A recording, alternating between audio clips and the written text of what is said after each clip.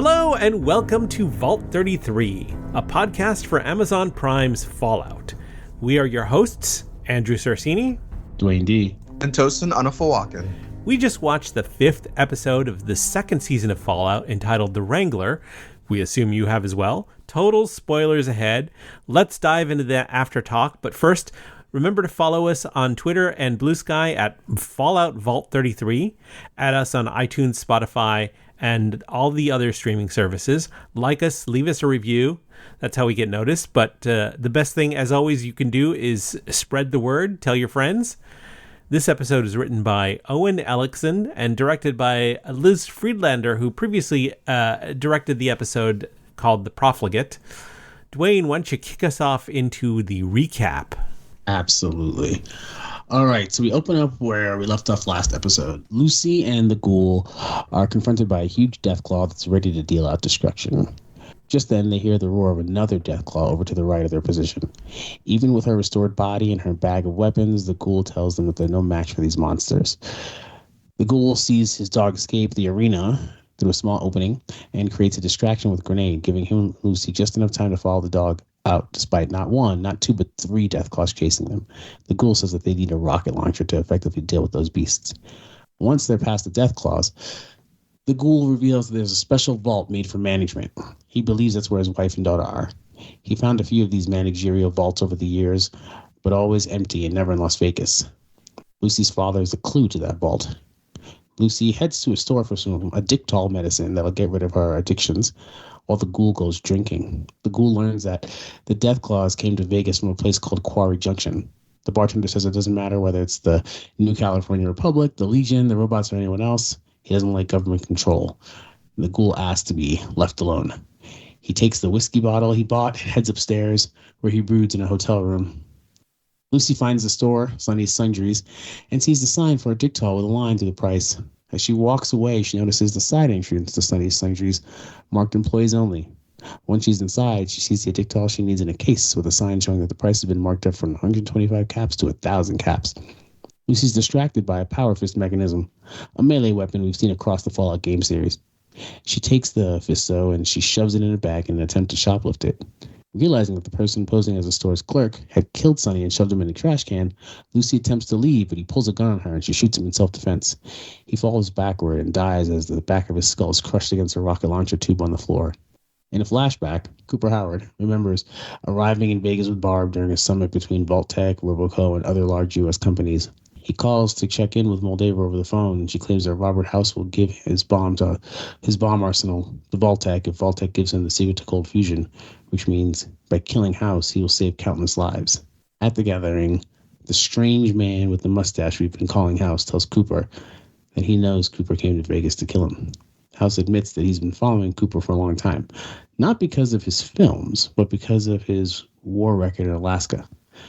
House had access to the video data from the T-45 armor that Cooper wore during his first encounter with the Deathclaw, which she refers to as a demon in the snow, and which House believed was connected to the future of both the U.S. and to his wife, Barb. House says that the sale of the fusion device will allow him to live forever in a, quote, roboticized state, unquote, so that he can protect Las Vegas from the nuclear war that's possibly initiated by Barb, Cooper's wife. House also tells Cooper that his geopolitical model of the world says that civilization was going to end on April 14th, 2065, until Cooper accompanied Barb on his trip to Vegas. House is a know-it-all, and he's unhappy that he can't be certain how Cooper plays into all of this, but he's confident that neither he nor his people at the Vault-Tec meeting are going to drop the bombs that destroy the world. There's someone else at the table, says House, someone unseen. You might call them a phantom menace.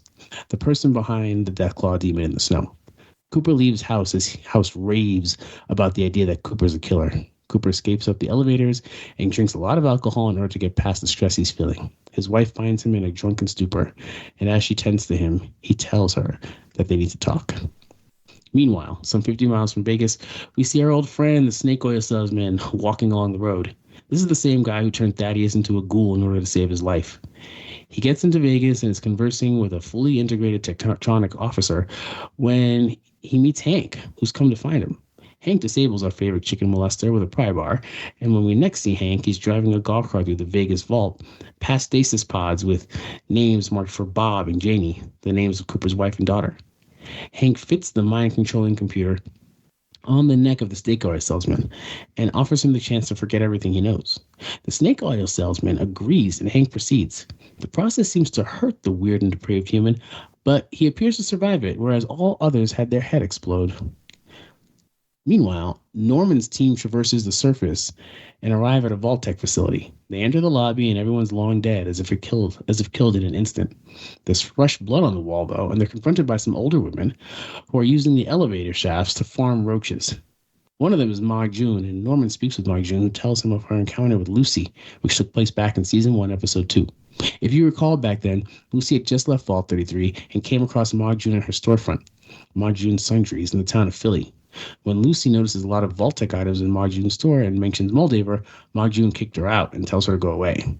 Lucy left despondent, but soon encountered Dr. Siggy Wilzig outside. Chaos erupted with the Ghoul's arrival. Ma June protects Wilzig, who was her client, and offered a bounty on the Ghoul. She gets shot in the knee and later directs Lucy to deliver Wilzig to Moldaver via her Pip-Boy. Ma June, in the now, tells Norm that she knows the wasteland and that Lucy's probably dead. Norm refuses to believe that. Ma June hates Vaulties and considers them to be naive rich people. She tells them that they can help themselves to any supplies in the facility, but to leave her roach farm alone. She leaves with Barb, who she calls Baby. Norm's team reaches the comms room, and while Ronnie McCurtry, Bud's old protege, tries to contact the investors, Norm sees Claudia in distress regarding the reality of everyone she knows and loves being dead, including her cat, Puppy. As Norm soothes Claudia, she tells him that Bud Askin's boss, Barbara Howard, was in charge of all the vault proposals. Thinking he would find something on Project Future Enterprise Ventures, Claudia takes Norm to Barb's office, and Norm accesses Barb's computer. He finds evidence of a program called FEV, the same initials as Future Enterprise Ventures, but the initials stand for Forced Evolutionary Virus. That's a eugenics program designed to use a virus for, quote, organisms supercharging, unquote. As Norm seeks data from the computer, Claudia gets him to confess that he's not actually Bud Askin's successor. Ron McCurtry is eavesdropping on the conversation and is dismayed. He attacks Norm as soon as Claudia leaves to find a drink and asphyxiates Norm, though he doesn't kill Norm. Later on, Lucy leaves the store and takes the Addictol. She vomits for a while, and then she finds the Ghoul in a hotel room. There, they're confronted by the snake oil salesman, who's been transformed into what passes for respectable in the wasteland. Controlled by Lucy's father, Hank, the salesman tells Lucy and the Ghoul that Hank is quite impressed with their tenacity in following him, but also quite untouchable in a secure underground facility. The snake oil salesman pushes them to give up on apprehending Hank and for Lucy to go back to Vault 33, or else Hank will hurt Cooper's wife and daughter as they sleep in their stasis pods. The Ghoul confesses to Lucy that he brought her to Vegas in order to bargain with Hank, and that his proposal by Hank is, in fact, the bargain. The Ghoul sedates Lucy in front of the snake oil salesman, and upon seeing that, the salesman leaves to go tell Hank that his proposal has been accepted. Lucy manages to get up and uses her newly acquired power fist to disable the Ghoul. Then she passes out again, but before she falls unconscious, we see Hank enter her room and look at his daughter, caress her, and say, "My little sugar bomb." And that's the episode. A lot of stuff going on in this episode, but I think there were 3 plot lines, right? I think they do a really good job of bouncing between all the different plot lines. So yeah. You had the Norm plot line is growing, which is actually doing a good job of getting us to know Norm and everything, and some of this Vault 33, 32 stuff that seemed like the big mystery at the end of last season. Yeah. And you got this stuff with the reason we learned the reason finally why the Ghoul said he needed Lucy, and then we see a little bit of what happened in the past to get us here. Yeah. But the interesting thing is that the fact that all this work with the little mind computers was used to get a dude to tell Lucy what's up. I hope that's just him testing the hardware, because that would be a huge disappointment. That is just testing the hardware. Yeah. That's just step one. Just step one. Yeah, right. Yeah, there's more coming, I'm sure. We pretty much learned that, the guy was like, hey, he's in a vault, he's secure, whatever. But the fact is, it may be, from what we see, that he can't actually be that far away from someone in order to control them, which is why he was in that room from what we see. Right. I didn't even think about that. Interesting. That's pretty interesting. But anyway, that's how I felt. There was a lot of a dump, and for me, the big emotional center of the stuff was at the very end when you find Hank actually in there, in the room with Lucy. Yes. So it's like, what did the Ghoul say? Like, family's all screwed up or whatever. And that's really what it comes down to. Yeah. And how'd you feel about the episode, Andy? I heard you say good lore dump. Yeah. It's a good. I felt it was a good lore dump. We learned a lot about Robert House and the big plan and the forced evolutionary virus. So we've got a lot of irons in the fire that will play out in the coming episodes. We've only got 3 episodes left after this, so I know they got a lot to put in here. Yeah, in order to make it make sense. But I think also like the stuff that we learned last season, we built on that knowledge for this season, and I think even if we don't, tie up all the loose ends in this season, we'll have enough information on the world building that will feed into whatever the plan is for next season. I'd like eventually for them to get to the, because Fallout 4 is set in the Boston area, in like the heart of the revolution. I'd like to see that setting in Fallout. Yeah, Commonwealth. That kind of thing. I mean, Tosin, what did you think? You think we got enough time to get to a satisfactory place by the end of the season? And I felt like lots of plot thickening, but not so much tying up loose ends. Yeah, perhaps. I mean, I think one of the things that I feel this season's lacking is sort of character development and character. Oh, really? Okay. I feel like we learn a lot about these individuals and the characters and where they came from, but we don't necessarily see them move throughout the world and change who they are. I'm gonna have to disagree with you on that. I feel like, we get glimpses of things like Lucy on her drugs, but she's still kind of the same person who came out of the vault. She's still trying to wound everyone versus killing someone. And even after she does kill someone in this episode, the next section that we see Lucy in is more of she's kind of more back to normal. Versus struggling with the alcohol, but not necessarily, it didn't feel like she's struggling with the decisions she made. So, I mean, overall, the episode was good, I guess. It was enjoyable. I think the world building is fun and understanding and seeing those elements, too. The general plot is interesting, but I don't know about the characters themselves changing and adapting. I think we learn the history of them, but not necessarily, I think in this day and age with series being, a short number of episodes, there is this expectation that, a character doesn't remain the same for 24 episodes in one season. The character has to grow from season to season. And I don't know that I'm necessarily feeling that so far. That's interesting. I would throw out there that they show her growth in terms of her, she's not abandoning who she is for something else, right? So I feel like that's a more realistic path of human growth from what I've seen in my own life. But I think when the woman walks into the shop and she's like, "Who are you?" and Lucy's like, "I don't know." I think that's the beginning of, not the beginning, that caps off several episodes of her trying to wrestle with who in fact she is. The fact is, I feel like at, what is she, 23 maybe? I didn't know what the hell I was then. I knew what I was confronted with that was always going to be new and different. You've got work, you've got adult relationships, you've got all this other stuff, but I didn't know who I was. And I feel like I personally don't want to see it like nail in the head. I'm Lucy with like a baldric of shotgun shells and ripped clothing, dealing out death and destruction because my character was forced to do this. I feel like there is a push and pull between the environment and who you are. And I actually think that this forced evolutionary virus thing is going to come to play into one of the reasons why Lucy is the way she is and why Norm is the way that he is.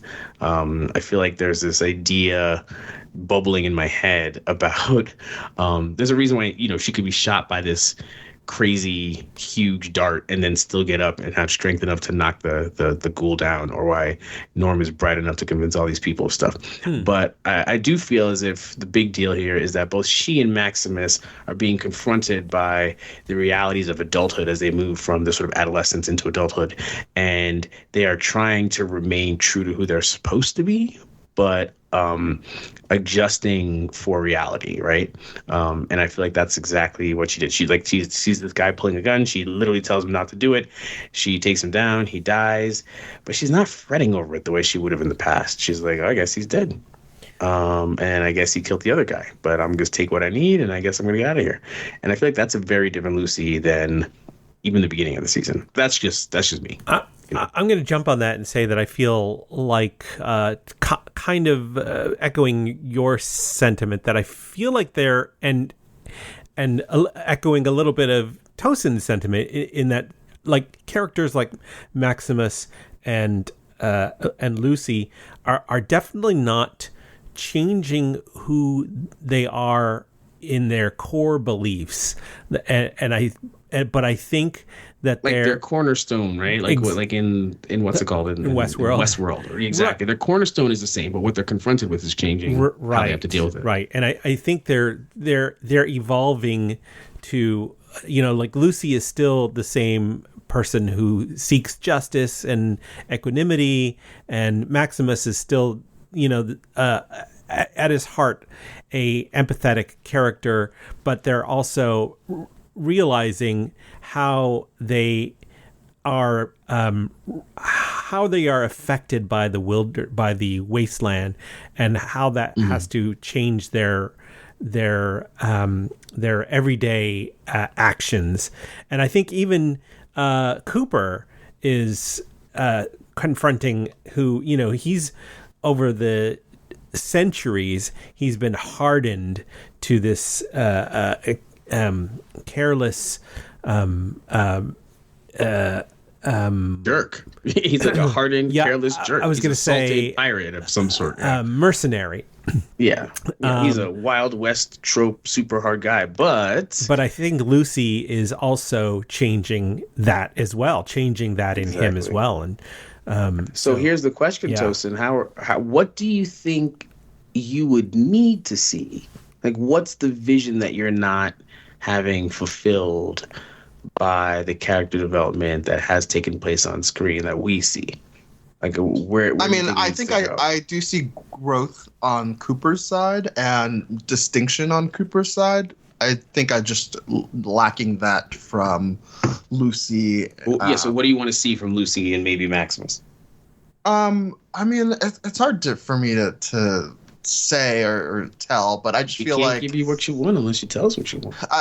Hey, we're in episode. This is episode 5 of an 8-episode season, and I just feel like where we were at the beginning of the episode is not, or the beginning of the season is not quite is not that different from where we're at now. And then I also feel similarly where we're at now is not quite as different as where we were at in most of last season of this show. Not to say that I dislike it or anything. I just sure. No, it's not anything nuanced. Yeah. In I don't feel like there's a meaningful depth that I've seen in sort of other sci-fi fictional shows. Gotcha. And I enjoy it. For me, it feels much more of a lighter watch than other things. So I'm going to say, for me, the character growth with these characters is not as over the top, message based. No, I was going to say it's not as nuanced and developed and sort of realistic as Walter White's character development from the first season of the most acclaimed show in television history. Okay. Breaking Bad to the last season, but it's way more nuanced than Anakin's character growth from Attack of the Clones to Revenge of the Sith, where he becomes, Darth Vader, essentially. So that's true. Although I was actually thinking, as Tosin was talking, I was thinking about Luke Skywalker and wondering about his character. There's a big change in character growth for him between Empire and Jedi, right? He becomes, the way he acts is different. Also, his face had changed because of some things that happened off screen. But I would say that the thing that I'm seeing here in Fallout, I guess what I'd like to see is not these people becoming wholly different because of the circumstances they're in, because that's not, people do change. It's true, at least in my experience. But the changes that happen to people don't necessarily take them away from their, not necessarily their belief system, but sort of like what they want out of the world, right? I think what we're seeing is, Lucy hasn't been broken by this world, which I think a lot of people are expecting because, she's so fine and dandy, right? Certainly what the Ghoul expects. Exactly. But he had 250 years to be broken. And he went from being someone who wouldn't kill, possibly the most dangerous person in the world in Robert House. And he wouldn't kill him to just kind of like shooting things left and right in his current life.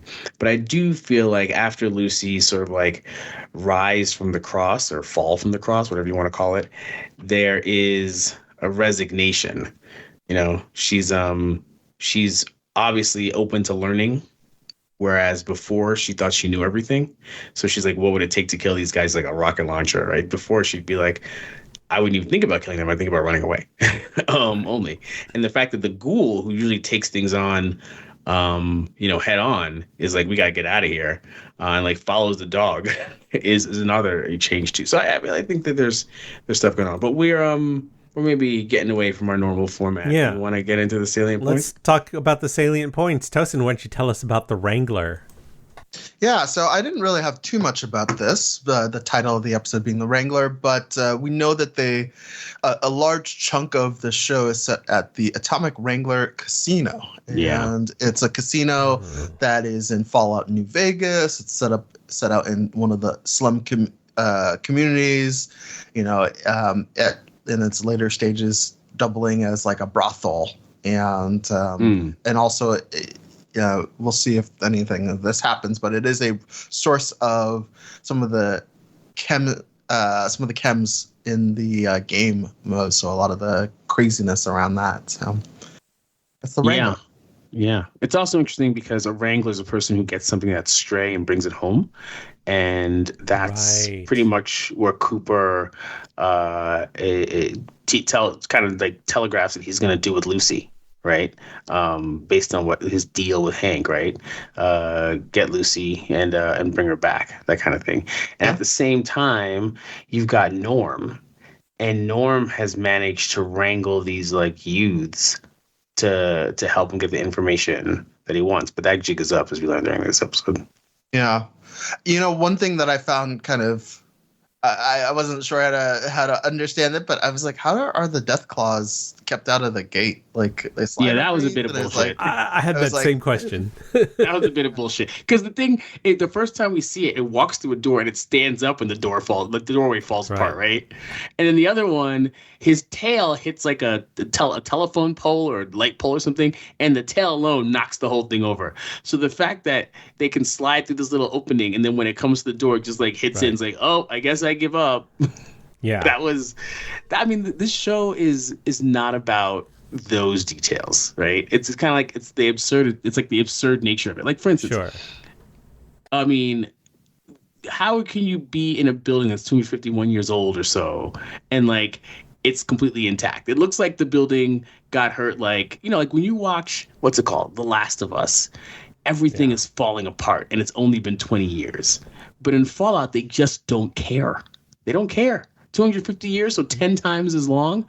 The desert preserves everything. Yeah, I guess the building is just fine. I mean, obviously Seattle's full of water, so like it's all gonna fall apart. But it is funny to see. It is funny to see that we're just like, it's almost like things happened like 6 months ago. Yeah. So I do feel like those, they don't care about those details, and I just have to think about that when I'm going through. And that's part of the video game vibe, right? You got through that challenge, and so don't look back.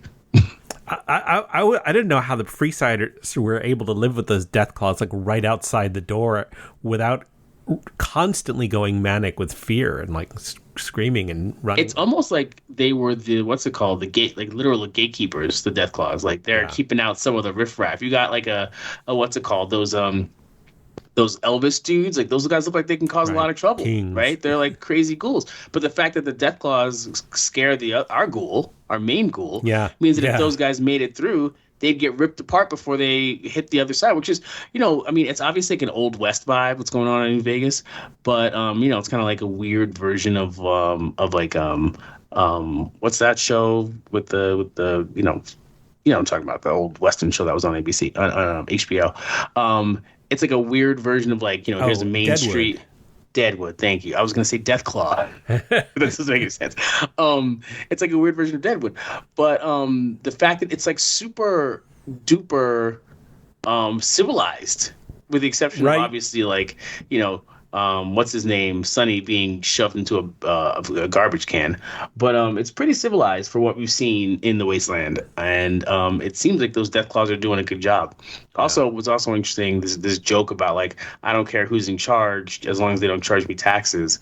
I think that was a big satirical joke about like just kind of how we are in the U.S. We just hate taxes. Right. We just hate them. and also the commentary that like the Freesiders have been plagued by the NCR, the Legion, robot. Like basically they're living doormats, just to be walked over by whoever wants to conquer them next. It's funny because if you think about the NCR and you think about the Legion, like who would you rather be living under? Yeah. And we haven't seen the robots yet, I guess, but all of it is just kind of like that's kind of funny. The idea that like I don't care who it is, it could be the NCR who wants to make the world better, or the Legion who just cuts people's heads and puts them on a pike, as long as they don't charge me taxes. That to me was a great satirical joke about our country, because I hate taxes. Yeah, no, I talk a bit more about that in the big picture, but one of the other things, as par for the course, they do keep referencing the game. So Addictol is the Fallout anti-addiction drug that Lacey takes. So interesting to watch, to see the effects and see the references, and including all the setting and set dressing, etc. Yeah, I loved the vomiting. I loved it. Because normally in a TV show, when someone vomits, it's like they just kind of cough up some milky-looking guck, right? Like, and you're like, oh, that was gross. But they like put the tube next to her mouth and just had her go for like a good 15 seconds. That was fun. I mean, that was just them having fun. I love that. Yeah, it was great. It's also like if you've ever like had too much to drink, like that's what's real. It's that like destabilizing. You're just there uncontrollably vomiting, and the ghoul's like, yeah, just go out the window. That kind of thing. So Cooper mentions fairly early on in the episode to him that the ends do not justify the means, right? He was not going to go poison House, and he was going to try and find a different way to do that. So for me, it felt like, after the war, he was trying to be in his sort of ethical era, where he, probably actually quite similar to Lucy, honestly. Yeah. I mean, he was a regular man living in a society. He's like, you don't just kill people. Like, there should be rules and trials and all that stuff. So honestly, is that so different from you or like Andy or me? Like, if someone's like, you got to kill this person because they're going to show the world, you'd be like, can we like expose them to the authority? You know what I mean? Yeah. And so the question is, what is he now? He is kind of this blend of, as you guys mentioned before, the cowboy killer, but now he still does seem to reminisce a bit more about those times, and seems a little softer than when we originally saw him coming out of the casket that folks had tried to bury him in. Yeah. I mean, I feel like to your point, he's kind of becoming an anti-hero. He's very much like a Clint Eastwood sort of character archetype from The Good, the Bad, and the Ugly or whatever. He's got his agenda. He's going to fulfill it. He's not trying to get in anybody's way. But to your point, he's definitely gotten more, I don't know, not to repeat it, but like ethical over the course of the show when it comes to people and Lucy. He even tried things her way once, remember? And then he's like, nah, fuck it. Yet, though, now, I think for Cooper, or the Ghoul, I should say, the ends do justify the means if the ends are to... his family. Yeah, exactly. Right. He's like, I don't care about saving humanity, but I do care about saving my family. And that is like kind of typical the way Hollywood often thinks about characters, right? Like, humanity, these big things, I can't deal with that, but I can focus on saving my family. Everyone can align with that situation. Because honestly, if at the end of the episode he was like, don't worry about my family, Lucy, let's get your dad. Like, nobody would believe that. True. It'd come across as unbelievable. Yeah.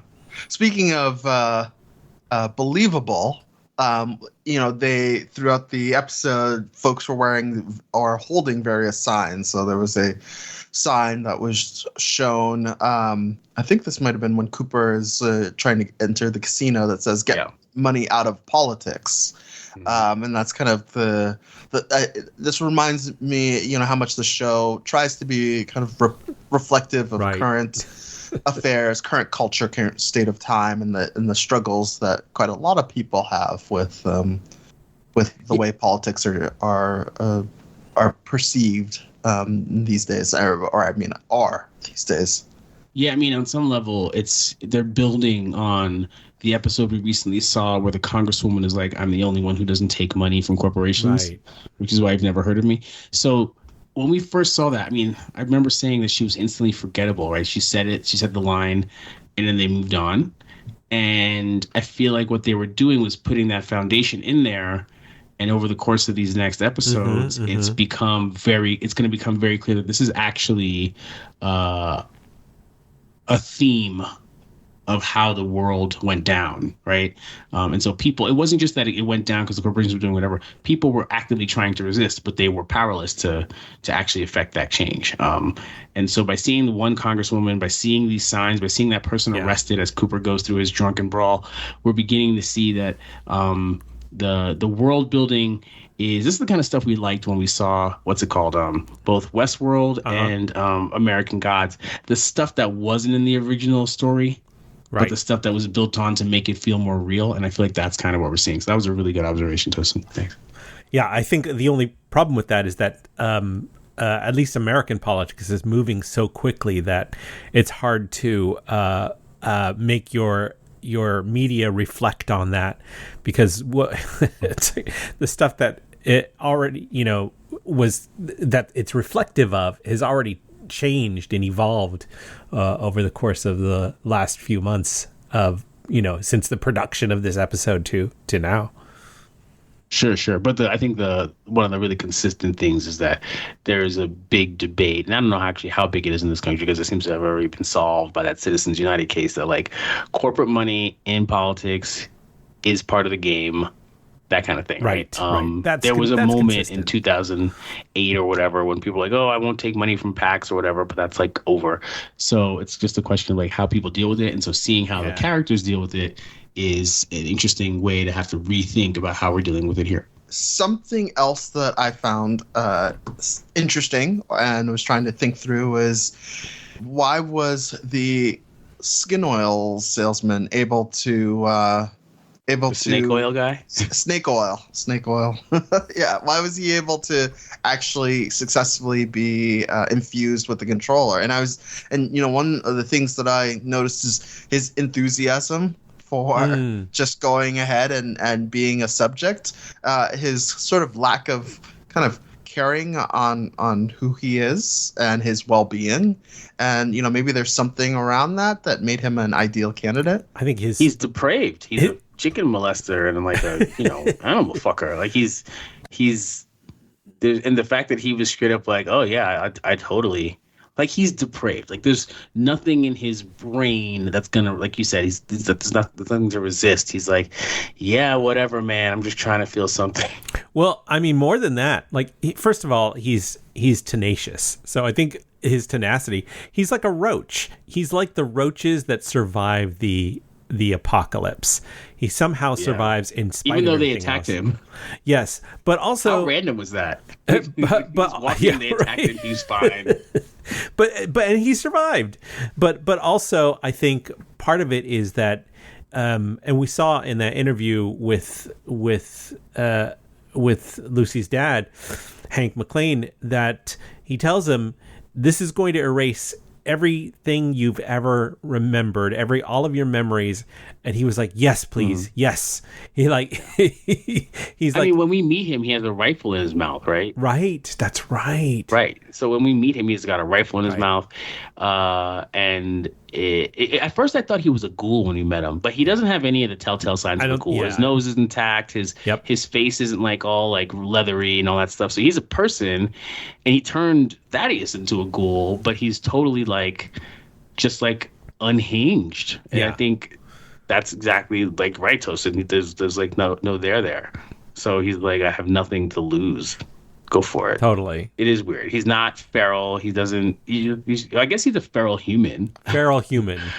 But he has nothing. There's nothing holding him back. He's just like, I'll take it on. I'll take it. I can take whatever you dish out. And he's like the toughest person in the whole thing. So I guess good for him. It'd be interesting to see if his brain exploded after Hank used him. Yeah. I also really like the way that they shot the scene where they got the camera and they moved it away from him as if his head was going to splatter.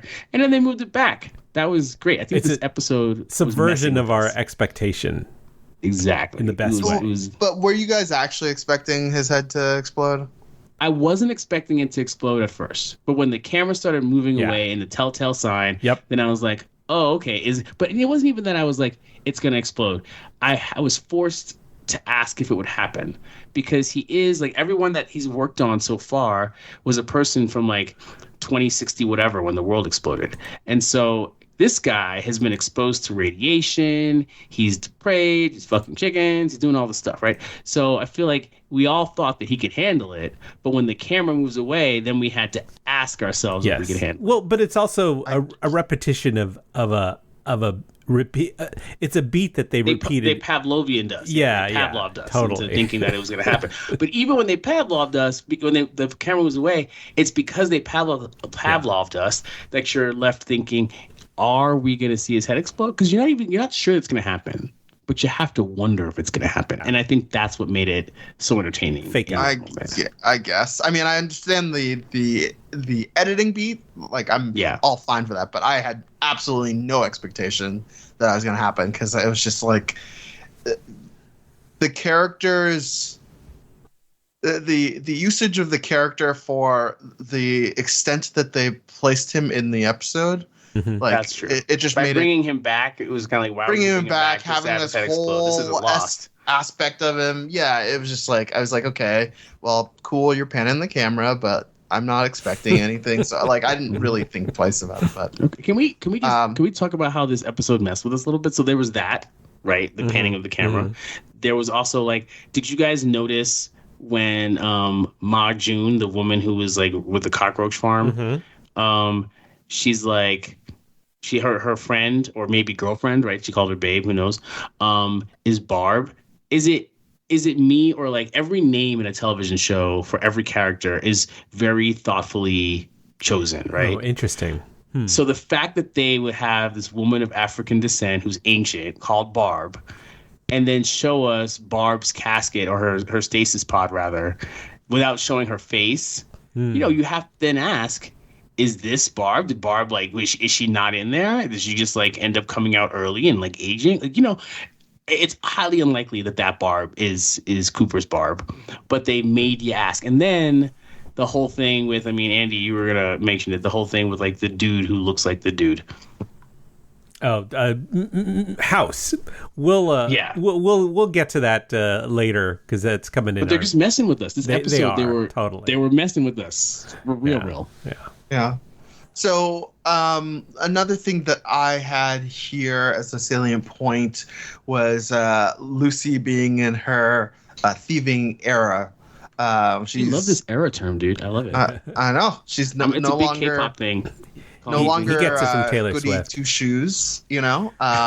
Although she did shoot second, so she didn't shoot first, unlike some other characters we know on Right. She didn't shoot first. She saw him pull the gun, but didn't she shoot first? Nope. The other guy attempted a shot, but it was fake Sunny shot first. But it wasn't loaded. The gun wasn't loaded, so you hear that click. So he pulled the trigger first, but she actually got her shot off first. Right. Right. That's fair because the intention is about what the shoot first meme is. I get it. But I think she is, like, in that respect, I think the Wasteland is changing her a little bit. We're seeing a little evolution of that character because I think she, I don't think she would have shot before. She would have put her hands up and be like, "No, don't do it." She or would whatever. Yeah, but she shot, and it almost came as a surprise to her, and it definitely came as a surprise that it was a fatal shot and not just a wound. Right. She definitely tried to wound him, but when his head hit that rocket launcher, which Chekhov's rocket launcher, right? Or Pavlov? Right. Is it which Ov is it? Chekhov? Yeah. Chekhov's. You were talking about Pavlov earlier. Chekhov's rocket launcher. I have a feeling that those Deathclaws are gonna see that rocket launcher sometime in the future. But yeah, she's in her. So the shoplifting. She walks in the side. She's shoplifting. She's basically like, I could grab this dick doll, even though it costs more, and then I can grab this claw. And the reason why she grabs, the power fist, the fisto, is I think in part because she's thinking about things that she could use to fight the Deathclaw. She just had that battle, but I also feel like, as much as she's like, I thought we were becoming friends with the Ghoul is dangerous to her, and she hasn't had any real way to defend against him ever. But these are also not the actions of season 1 Lucy. This is Lucy. Yeah, season 1 Lucy would not have. So yeah, she would not have and it's not even that she took the fisto. She took it, found a bag, slipped it in.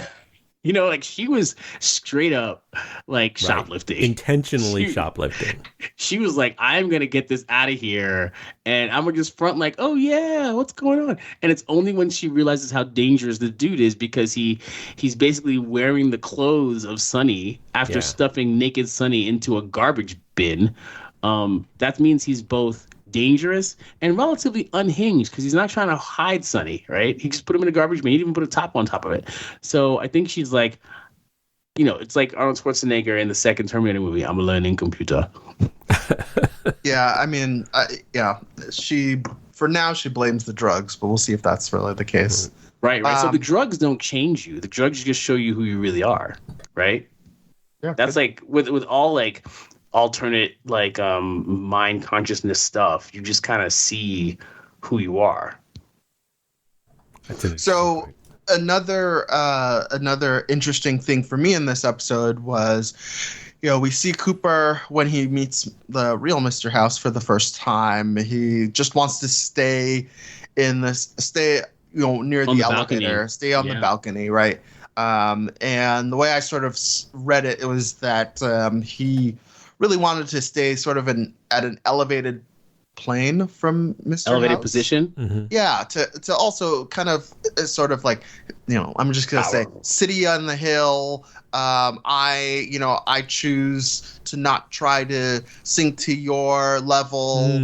Those type of, feelings. But Mr. House generally ends up persuading him to come down because he leans on this element of having a shared experience that they are, we've seen the same things. We've both been, maybe not physically, but mentally we were both in the same sort of battles, kind of pretending to know him. And this, I don't know if you want to call it a facade, or if you think it was very truthful in terms of the real connection between those, ended up ultimately breaking in the end when or at least for Cooper, it either broke or maybe it caused Cooper a deeper realization of who he actually was when House said, "I think you're a killer. I think I know exactly who you are." Right. I mean, I feel like Cooper was up there also in part because he's like, I'm supposed to kill this guy. I don't want to get anywhere near him. But I do feel as if House manipulated Cooper throughout much of that. And I think the manipulation fell apart with the Doc Brown hat. I think there's lots to get into that. We'll get into that. But I think Cooper was manipulated into. He's like, oh, I was there with you, but he wasn't there with them. He was, eavesdropping, spying via software, while Cooper was taking all the risk. If he was, Charlie was there with him. Charlie was taking that risk. So that's part of when you say you were there with someone, right? I mean, think about like the end of K-pop Demon Hunters when they're singing "This Is What It Sounds Like," and she explains what it would take, what she would do to be with a friend in like when they're in the shit, right? She's like, the fire, I'll be there by your side. That's Charlie. Charlie's that guy. But this guy's like, oh yeah, I was watching on video. Yeah. He got him down. He's like, oh yeah, your wife might be involved. Actually, I don't think she's involved at all. Remember that? Yeah. He's like, my wife does. He's like, oh, maybe she does. No, she doesn't at all. I think it's somebody else. So arguably, it was when House mentioned Cooper's wife. That's what brought Cooper down. Him down. Yeah, it's true. That whole thing was weird, but yeah. He doesn't want to go down there, though. And I feel like I wouldn't want to go down there either if someone had been like, because talk about setup, right? Moldaver's like, go kill this guy. The dude's like, hey, come to my spot. And then you're standing there and you're like a trained soldier. So like, if anything happens to this guy, you are on the hook. Like, he knew how to kill people. That guy's dead. He was there with him. There's a witness that could like testify. Like, I don't know. My hackles were raised. I thought something would fall on the dude's head and then Cooper would be blamed. That kind of thing. I think it's interesting that House intends to use that fusion core to stay alive indefinitely as a robot. So that made me roll my eyes so hard. Well, what's interesting about that is that since we have not seen House in the current time, the time where Lucy is. In the contemporary. Yes. That we may have, who knows where House is or what form he's taken. We may have already met him in some way, shape, or form as a robot. That's true. That's possible for sure. But I'm not the hugest fan of like transferring consciousness into other whatever. Like when you die, you die. And if there's a copy of you and something else, the copy is going to linger. And that's great for everybody who loved you and could talk to the copy as if it were you. But it's not actually you anymore. But it's a common theme for the richest people on Earth to want to some sort of transference. Yeah, maintain some sort of immortality to defy mortality somehow. Yeah. Tosin, you're actually answering a question that I had right here. Why don't you hop in on this like 1964 moment? Yeah, so we see Cooper riding the missile when he's in his drunken state in the casino.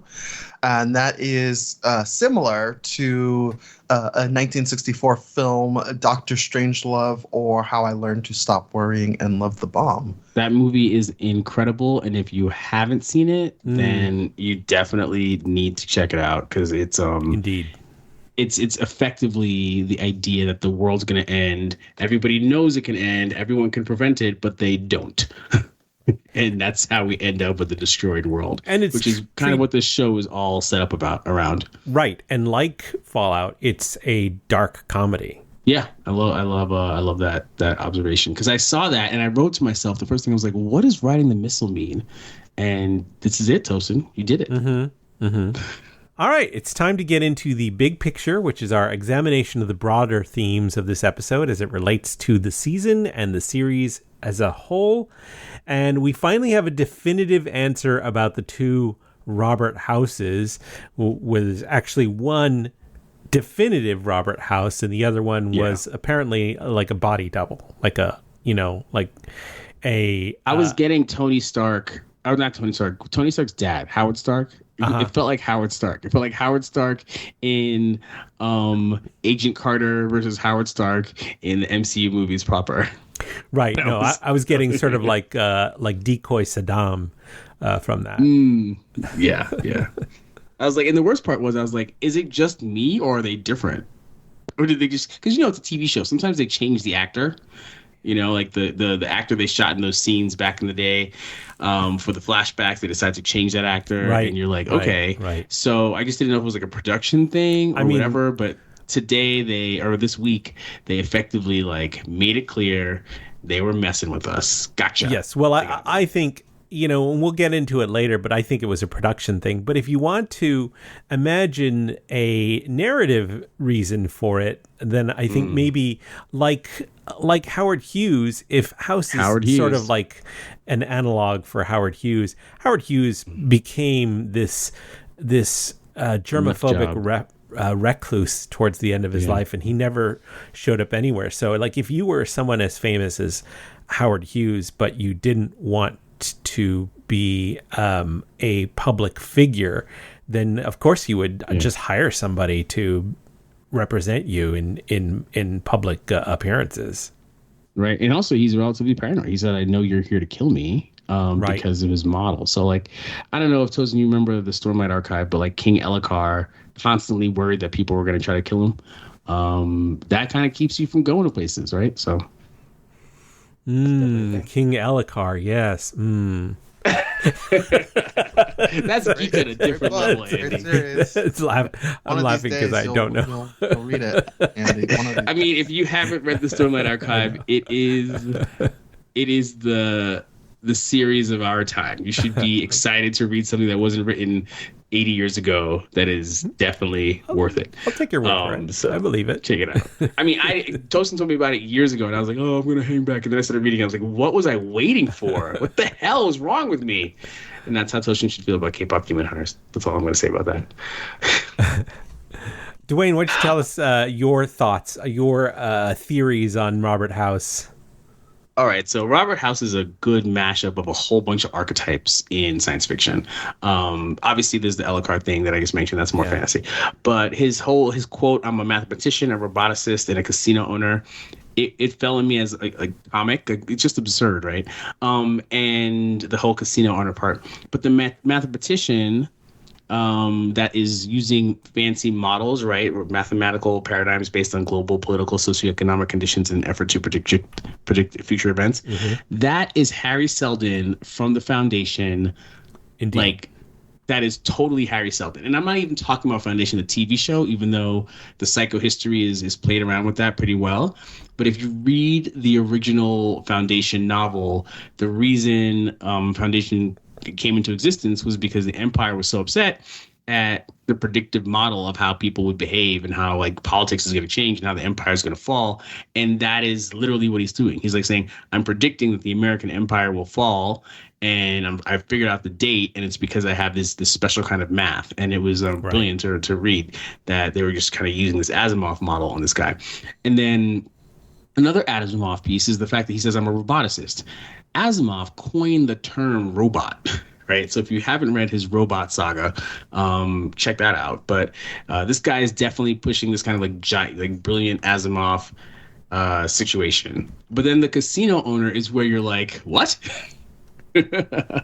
So for me, that was giving Asimov like a hint of polymarket. And if you don't know what polymarket is, it's a prediction market, effectively betting on what's going to happen, right? Like who's going to be the next Fed chair or whatever. I love the fact that the house always wins. He's like, I believe the house always wins, is a joke on his name. That, and then it comes out that Robert House thinks that he's invincible because of his ability to like crunch numbers to tell the future. And it also comes out that if that's how you think, then you're kind of nuts.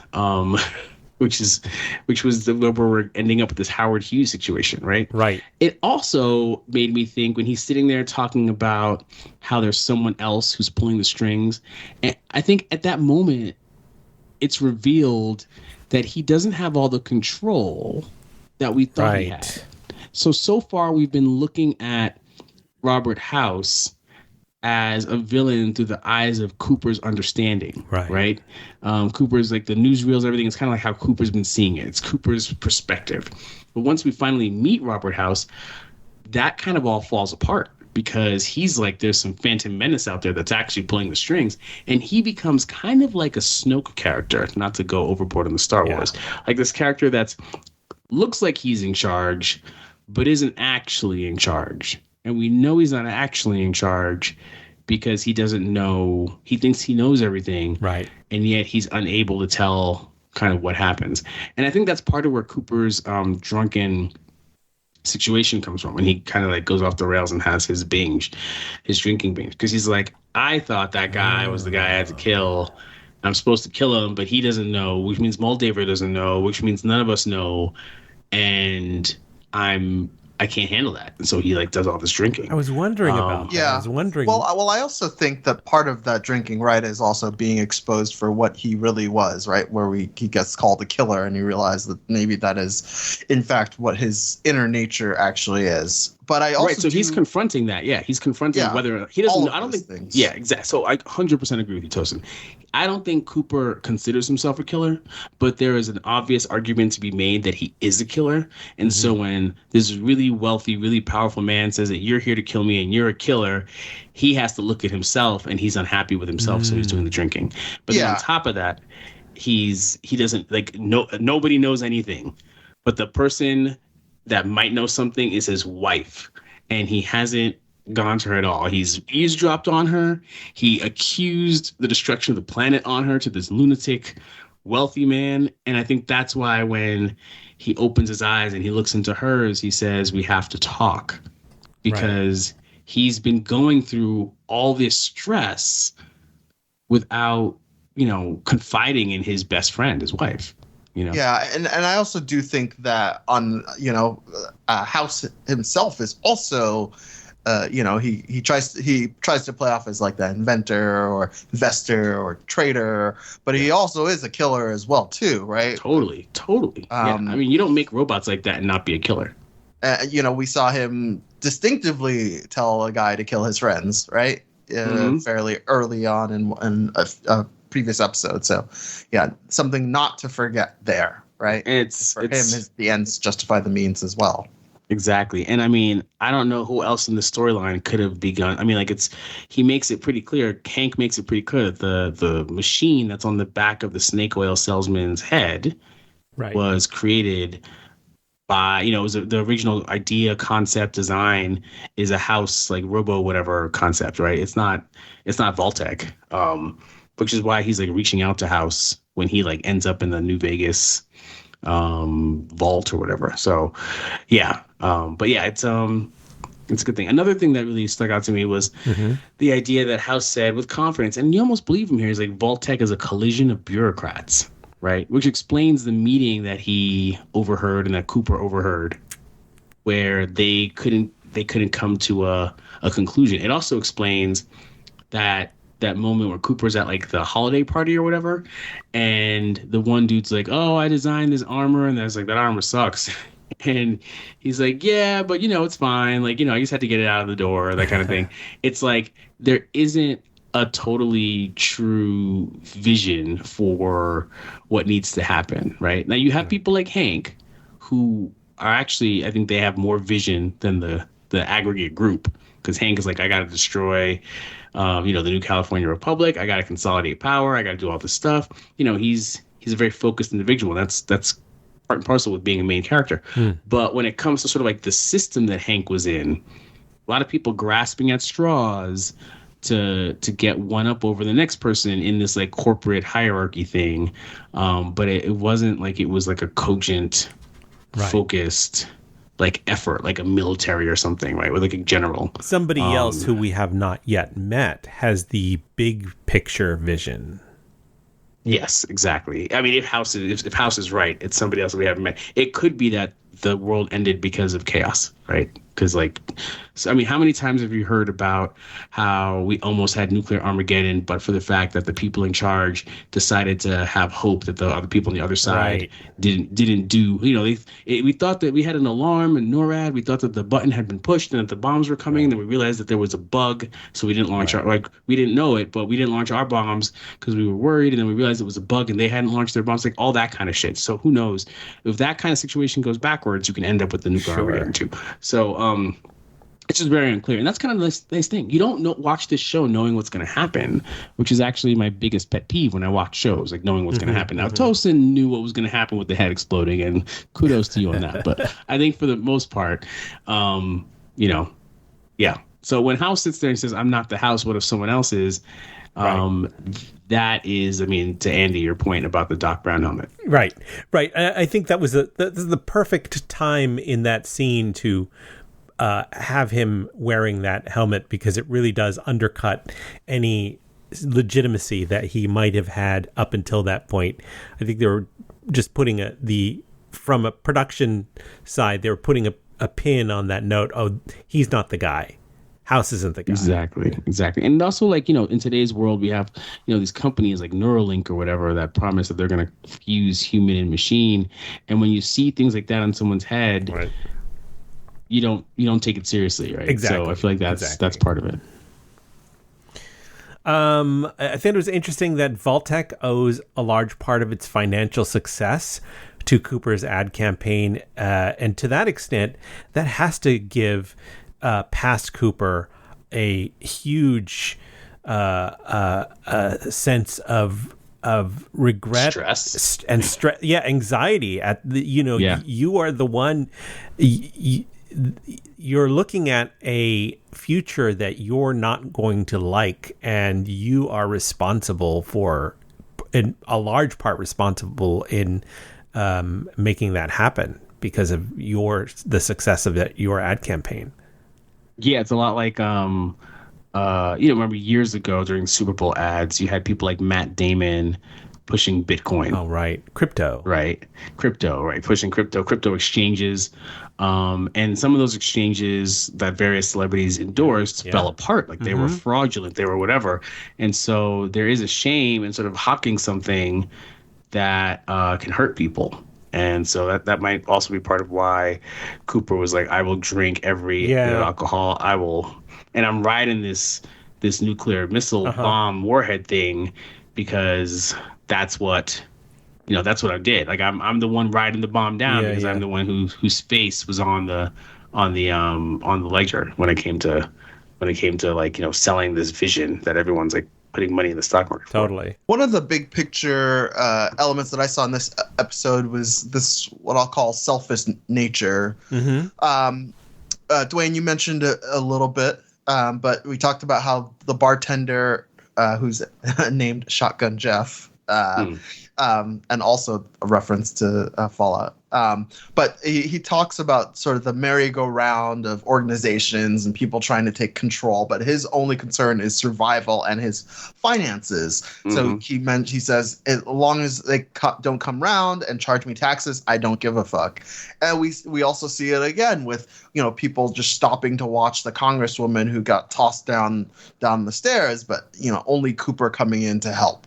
And then even on the you see the same thing with Lucy throwing up. No one comes to help. Everyone's kind of just walks around her, on their own. But kind of ironically, on the comical side, Ma June said, in response to letting the vault dwellers go, like, have supplies and go along their way, she says, "Hey, baby, shut the fuck up. I'm trying to be a better person." So on the comical side, there is one person who's trying to be less selfish, but everyone is just, I guess that's the inner human desire is what has really kind of sprung up in this day and age, but also existed before that, right? It's a common thread line.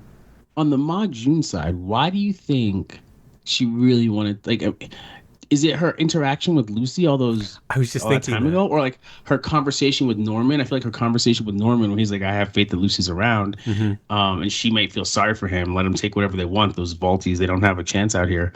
It was very interesting to me that she made that choice. Like, first of all, it was very surprising to see her. She was not the kind of character I expect to show up in season 2. Right. But the fact that she shows up again, and this is where her roach farm is, in order to sell things, was key. But the idea that she was like, "Hey, take whatever you need, just leave my roaches alone," that to me signaled that even if Lucy isn't changing in a way that like maybe other audience members like Tosin feel, Lucy's changing people, right? I was kind of thinking that. Yeah, but it's nice to see all these characters from season 1, like the snake oil salesman and Ma June and Barv, come back, because it gives the show a kind of a consistency.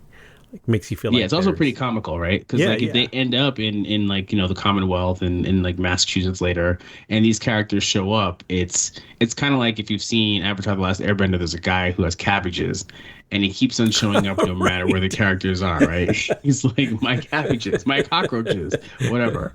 But it makes it so that like you just remember that this is a show that's playing with you, and I enjoy that. I want the show to play with me. And last big picture thing that I had was Cooper's last line with when he betrays Lucy. He says, "Couldn't be helped. Family's a fucked up thing," which the theme there is blood is thicker than friendship, water, or anything else. Yeah, and we've seen that with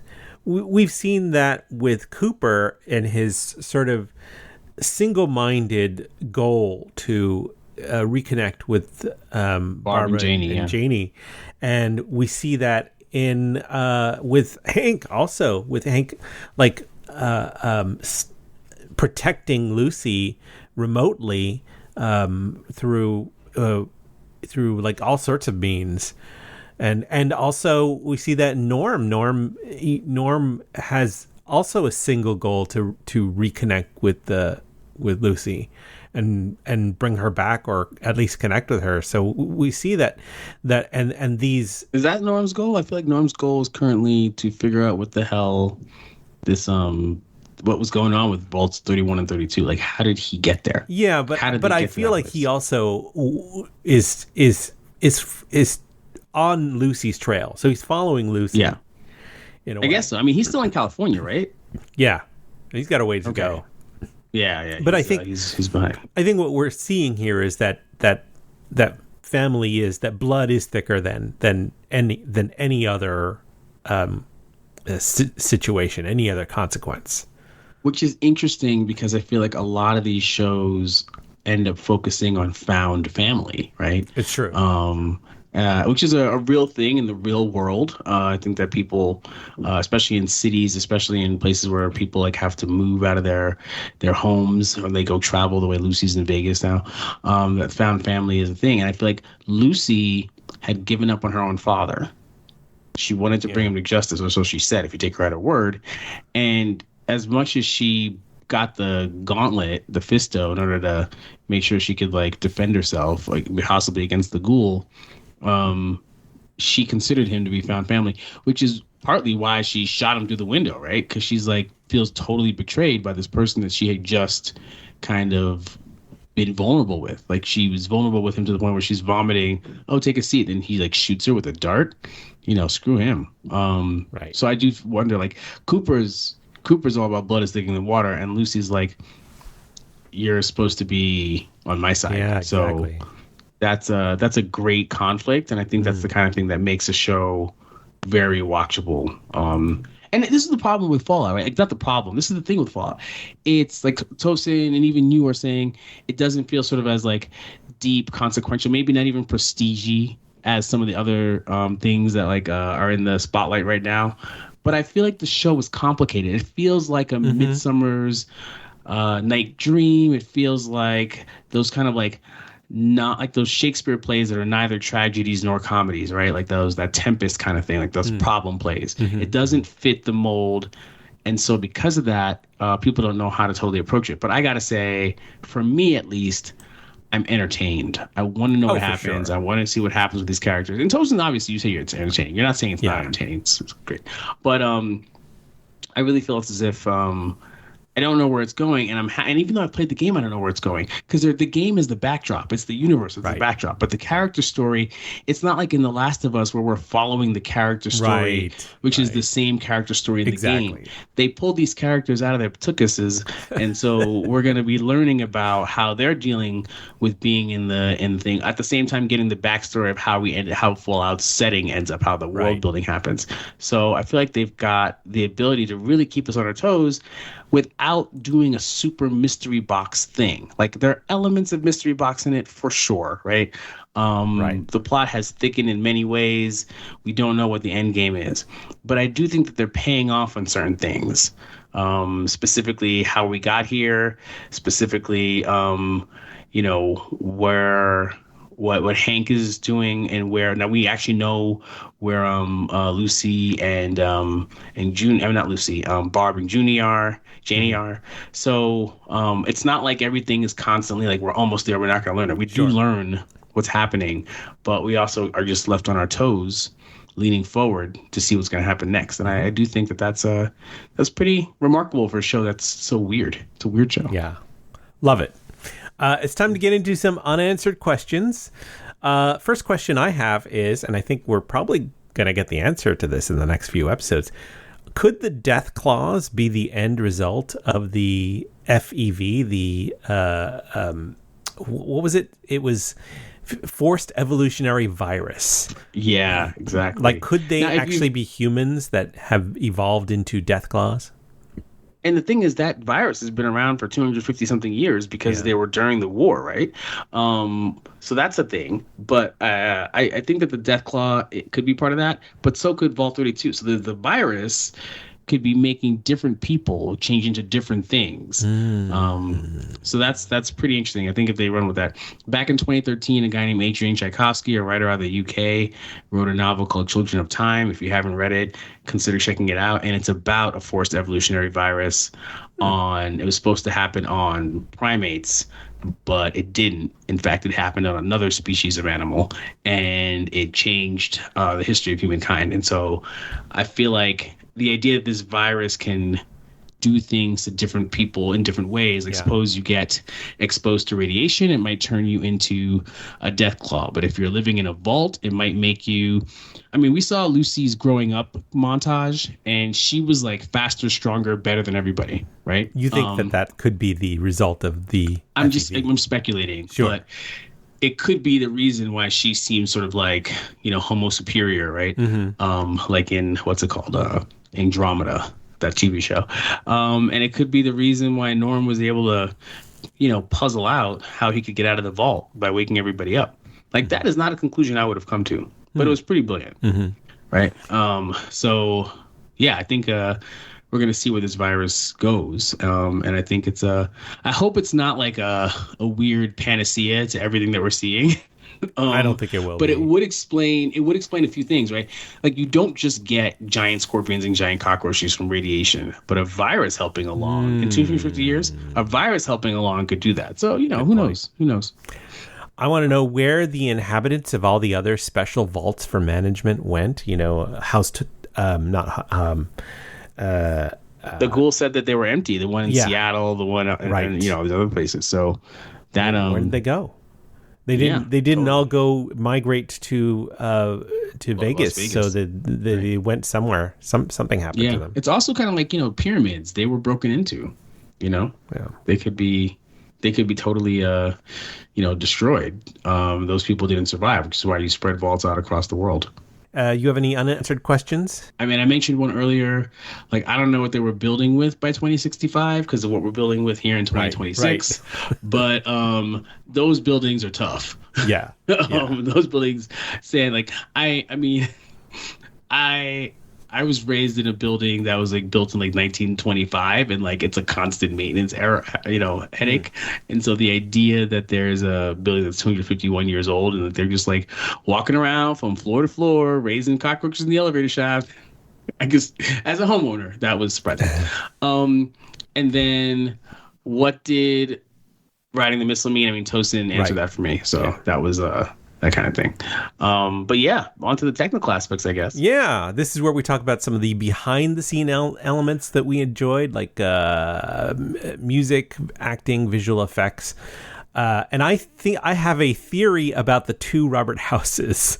So my extra textual headcanon about the reason why we had two Robert Houses up until, definitively up until this Robert's episode, house.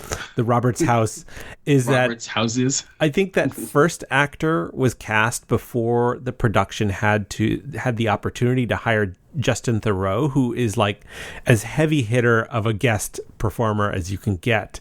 So what do you do when you have two actors cast in the same role? You retcon out the lesser actor. Gotcha. And I think that's what happened here. I mean, they could have just pretended, right? They could have just pretended it was the same guy. They could have done an Aunt Viv from And Viv, or wasn't who was that guy? Ilario, whatever or, from Darren Game from of Thrones. Bewitched. Darren from Bewitched, and also in Game of Thrones, like Khaleesi's lover. They changed out that Right. actor, Yeah. right? And then even in the Wheel of Time, they changed out an actor from season one. Matt Caulfield was changed out. So like they do it all the time, and we're kind of like, dude. Sometimes they make a joke like you look different. Right. But apparently, if what you're saying is true, then it's a very cheeky way to deal with the issue. We're gonna hire you back, dude, but you're actually gonna be the decoy dude. Yeah. So kind of feel sorry for that guy, but he got I mean, it's exposure. He got an extra episode, right? Totally. Yeah. Interesting. Also, if you can't afford the main guy, Yeah. you can keep on using. So, like, we saw House in his big scene this episode, but now the lower paid actor can be his agent for the rest of the for, like, way less money, right? And maybe they'll give him like a good death scene, since he is like the decoy. Absolutely. The security robot in House's penthouse, which we met later on when the ghoul came to that old folks home, and you had that robot like switching between the Western and the security robot. The Western aspect of that security robot is the face of Vegas Vic, who is a neon icon that used to adorn the Pioneer Club in Old Vegas. It's a very famous icon of Las Vegas, of old Las Vegas. Right, totally. So that was interesting. Clearly that robot had been repurposed. Yeah. And then there were the other versions of the robot that were like destroyed by Xander and Maximus, right? So Right. Yeah, it's clear. Like they were trying to build up the fact that RoboCo was as penetrated into the life of the the American lifestyle as Vault-Tec was. Yeah, it was ubiquitous. I love the snake oil salesman, his gleeful masochistic reactions to the remote control testing. Good acting. Totally reminded me of Jack Nicholson or Bill Murray's character from Little Shop of Horrors. The movie Little Shop of Horrors, depending on which version, the Roger Corman version with Jack Nicholson or the Frank Oz version with Bill Murray, who played the same character, a patient of this sadistic dentist. And you had this character who just absolutely loved pain and wanted the dentist to drill and inflict more pain on them. And to me, the snake oil salesman's reactions were totally channeling those characters. Up until now, I thought the only version of this film was with Rick Moranis. Oh, yeah. You should see the original version. Oh, and yes, I've got something here that's in technical aspects, but it really should have been an unanswered question. But it's okay, I'll ask it now. So what exactly is Cooper's role in the apocalypse? Is House brings he that might up. be the guy. Barb could be the guy. He might be the guy. Yeah. It's up there. We just don't know how it's going to happen, and they're going to have to figure out a very satisfactory way for figuring out who. Like, it can't be like Cooper trips over something and presses the button, right? It's got to be. It's got to be. I mean, if it's that, it's that. Right. But No, it's got to be some sort of like it's some agenda. He might be one of the four horsemen. Yeah, right. Like there's some way he plays a role directly in it that he doesn't foresee, which is part of why he's so grouchy. Yeah. in the world that we see. But and then you can imagine if he is part of it and Lucy finds out, the look of disappointment on her face, right? Right. When she finds out, like that'll be Lucy Purnell's that'll be her was it Emmy moment. But yeah, I feel like it's all cards off the table now that House has kind of been revealed to be kind of Snoke-like character, right? Yeah. He has the arsenal, but he doesn't believe it's him. Like, it's probably still his arsenal that destroys things. But at least it's not that he's looking forward to it. He's waiting for the time. He's as much of a bystander almost as the rest of us are. All right, let's talk about some ephemera. These are links and extra textual connections that'll help enhance your enjoyment of this episode. We saw an article published by The Nerdist that announced that Amazon Prime Video's is producing a real a reality competition series based on Fallout, and it's basically like it's basically a competition, like basically like Beast Games. So it's like Mr. Beast's Beast Games, but like in the Fallout world, like Fallout Shelter is what it's called. And so, are you excited about this? Do you watch? Do you watch this kind of thing? We've already seen, like, Netflix already did a Squid Games thing that was based on a reality show. I didn't watch that.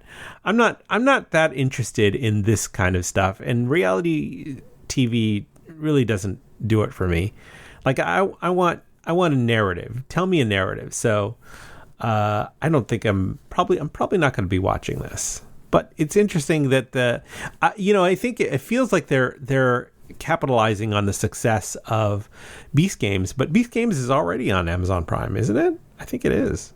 Yeah, I mean, I think they're capitalizing on the success of Fallout because Fallout's a game. Yeah, the show is happening. It's brought it kind of into the real world, so to speak, or like a kind of like live action thing. So by having another game, a reality TV show game, right? It just kind of like allows them to kind of do that stuff. And, the actors can show up. There can be clips. There can be like challenges they have that are tied to things we've seen in the show. I mean, there's tie-ins, and reality TV is apparently pretty inexpensive to produce. So, this is cheaper than making a Fallout cartoon. Yeah. Yeah, it's true. And there was already a handheld game, a mobile game called Fallout Shelter. Yeah. This is a resource management game. Totally. So yeah. Anyway, I feel like I'm anxious to see how them. Like, it's not surprising that they pulled this off, but it's also sort of like, is this going to help the brand of Fallout or hurt the brand of Fallout? We'll see. Already, I mean, you said some stats showing that the show is doing pretty well, right? Yeah. It's it's both a little bit of both. It's both like the season 2 premiere shot the series back into the top 10, the Nielsen top 10s, but also I saw likewise that the week to week rollout, as opposed to the binge watching, the all once at once rollout of season 1, the week to week rollout. So when they release everything at the same time, people watched it more than now that they're kind of like spreading it over several weeks. Yeah, so the week to week rollout is has less follow through by audiences on a week to week basis than the show did when they released all the episodes last season. Gotcha. So that leaves a mystery as to what they're going to do for season 3, right? Right. Yeah. If they release all the episodes at once, we're going to be pretty busy. Maybe what they should do is do 3 episodes at a time, like Andor. Exactly. Yeah. My friend. Yeah. I think the Andor rollout actually is I don't know, Tosin, you know about this stuff. This is kind of what you do, but like the Andor rollout with the 3 episodes at a time, or whatever it was, it feels like the right cadence for a streaming show where people are ready to sit down and dive in, and then they got to get up and do work again. But then when it comes back, they're like, oh, I can dive in again. What do you think? I think it really depends. Quite a lot of these are revolves around subscriptions, and when your subscriptions are up, and trying to retain users and trying to get them going from one cohort to the next. So it really sort of depends, and that's kind of partially why quite a lot of shows do weekly releases. So I mean, it's kind of like take spaces between so that people are subscribed for longer. So yeah. I just feel like that Andor thing, I was really like, oh, there's like 3 episodes out. Because sometimes with TV shows that come out week to week, I don't know about you guys, but I will save them up until there's a chunk of them so that I could just snap that chunk up and then move on. So I feel like that worked. But yeah, I mean, you don't see many shows A/B testing this. You don't see many shows that like, we're going to spread it out for one season and we're going to put it all together for another season.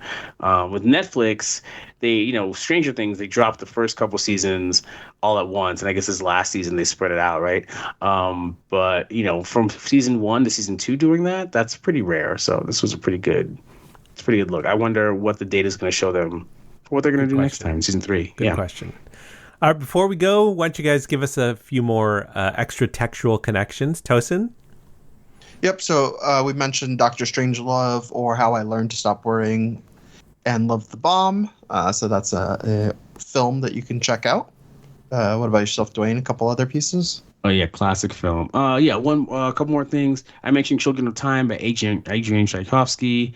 It's about a forced evolutionary virus. It's actually a series. There are at least 3 of those books, and they're all worth reading. But the first one, I blew my mind. I read it back in 2020, but it came out in 2013, and it got the Arthur C. Clarke Award. So if you know who Arthur C. Clarke is, he's basically the dude who is about hard sci-fi with actual things that could actually happen theoretically if we had the capability, as opposed to sort of warp drives and lightsabers and stuff.